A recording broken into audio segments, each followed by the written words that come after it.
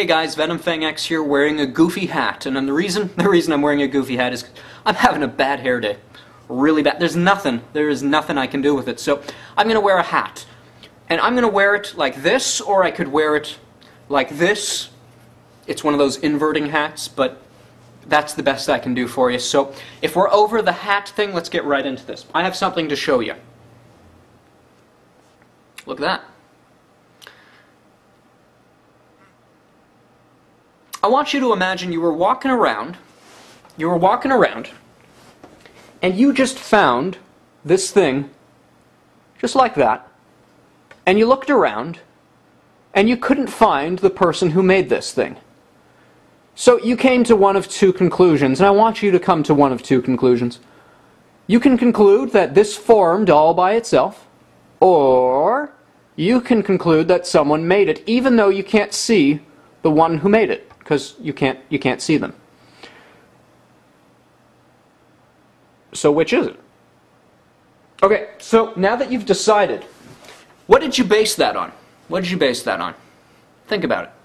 Did you use any scientific method to figure that out, or did you use your intuition?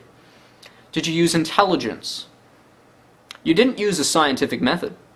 You see, the scientific method is things we can test, repeat, and observe. Now, you did not test, repeat, or observe the creation of this little ball of plasticine. In the same way, and I think you know where I'm going with this, you did not see the formation of planet Earth. So, science being defined by things we can test, repeat, and observe, no one ever saw the Earth get formed, we've never repeated the process, and we can't test the process. We can't do any of that. So, to claim we know how the Earth formed empirically, scientifically, just can't be done. Sorry. So, when you read in a textbook, the Earth formed 4-point-something billion years ago from a whole bunch of asteroids colliding together, yada yada yada, that's a whole bunch of baloney. You just can't know that. If you want to be scientific, now if you want to be religious and say, we think that it formed billions of years ago, all by itself, you can be religious and say that, but that is not scientific. In the same way, it would not be scientific of you just looking at this thing to tell me who made it, how long it took them to make it, or anything like that.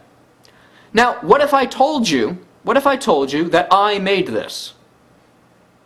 Would you be able to prove it? I mean, what if I had a friend make this for me? You just don't know. You're going to have to take my word for it, aren't you? Now, I'm going to tell you the truth, and you have to take my word for it. I did make this thing. You might trust me on that. You might not. But by way of personal revelation, if you have faith in what I'm telling you, I've just told you the truth, and you can believe that or not. Likewise, there happens to be an ultra-dimensional being called God who made the earth that we're sitting on, standing if you don't have a chair at your computer, and if you don't, I feel bad for you, but maybe you'll get one. Yeah, and I happen to believe him. He said he made the earth in 6 days. I believe him. Now you say, how could he have made the earth in 6 days? Well, what if I told you I made this in 6 minutes? I did. Now, how long would this take to form by chance? A few billion years? Maybe, if that, because plasticine, even though everything in plasticine is a naturally occurring element, to come together in kind of a spherical shape and look like the planet, not to mention a little white paint at the top, highly, highly unlikely. Even though this is rather simple of a thing, but this was intelligently designed. If you found this on another planet, you would conclude that this was proof of intelligent design. This little thing here. It was intelligently designed, I guarantee you. Even though it really doesn't appear to be all that intelligent. And yet it was. So, when an atheist looks at the planet and says, no, it doesn't appear to be intelligently designed, even though it's the perfect size, the perfect shape, rotating around the sun, spinning so that it doesn't burn or get cold, it's just right to sustain life. Even though it has a moon to control the tides, it's the exact size we need the moon to be, the exact distance away, so the world doesn't flood 5 times a day. Even though there's intelligent life on the planet, they still want to say, no, that happened all by chance. Well, got news for you. If you can't believe that this rather primitive ball of plasticine happened by chance, I just can't believe that this planet happened by chance. Now you say, well, it's just mathematical probability. Well, mathematical probability can't account for this. It can't. And mathematical probability can't account for this planet. I don't care if you say, well, there's trillions of stars and suns. Well, I got an interesting question for you. If there were if there weren't trillions of stars and suns, if it was only our sun and only our planet, that was it, would you then believe in intelligent design? A lot of people would say, yeah, then that would settle the issue for me. Well, that means, and if you say yes to that question, think it over for a second, if you believe that if our sun and our earth was the only thing there and we were here, and that would prove that there was a God, because we've just eliminated probability, that means that everything you need to believe in God is already present, plus there's some extra stuff too. You know, trillions and trillions of galaxies, which, according to the Bible, simply declare the power of God, which suits me just fine. Yeah. You know, we've never seen a star or a planet form, even though the scientists like to claim they have, but they haven't. They say, well, we see something getting brighter. There's a star forming. No, that's just dust clearing in front of a star for all we know. We've never seen one form. And if you found one of these just planted in the ground with a trillion other ones planted in the ground, just like that, would you then conclude, well, there's so many of them, it just happened by chance? No. That just means, an intelligence put them there. But anyways. Yeah. I really wish I could make longer videos. There's so much I'd like to say. So much I'd like to say. You know, atheists are guilty of doing this. They look at a small part of the earth and say, that doesn't appear to be intelligently designed. Therefore, I don't believe in intelligence. And yet, that came from something that was intelligently designed. Got to look at the big picture so often. And even if, you look at the smaller picture on Earth, the smaller picture, you still see intelligence.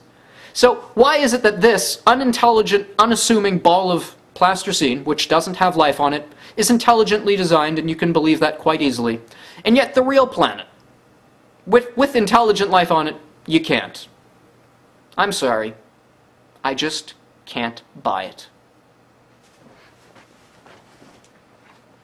Oh, we still have a few minutes. Look at that. So we're at like 7 minutes and 50 seconds. So, yeah, what else do I want to talk about? Okay, check this out. So let's say, by means of probability, you believe that the laws of nature are such that over time, a planet would form by chance, even though I'm not going to buy that. But let's say you went along with that. Now, here's my real question for you.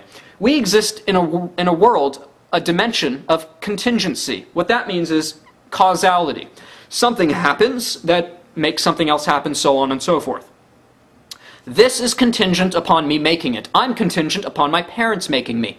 Back and back and back. And eventually you need to reach something that is uncontingent, that is not based on something else. Otherwise you have an infinite regression and you'll never get to an answer. That's impossible.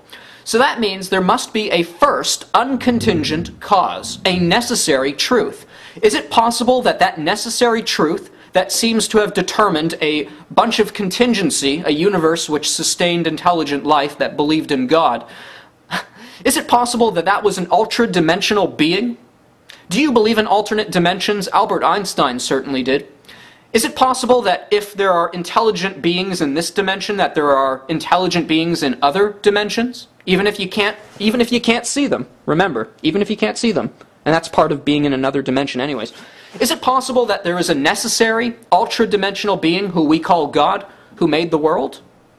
I'm inclined to say, yeah, there is. For a host of reasons. For the infinite regression, we have to come to a truth. And why is it that that truth, that necessary truth, would determine to create a universe where life, intelligent life, came about that believed in God? Seems to me there's a God. Just, throwing out that crazy idea. But, yeah. Cool, huh?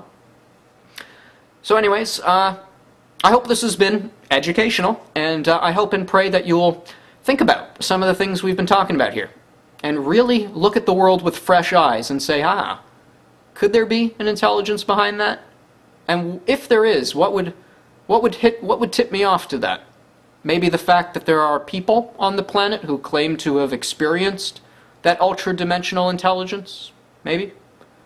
And remember, you can't approach this with science. Science is just not going to help you. I know that must be frustrating for a lot of you, but hey, there's more to the world than the human mind or the human scientific method. So, think outside the box. Stop being so closed-minded.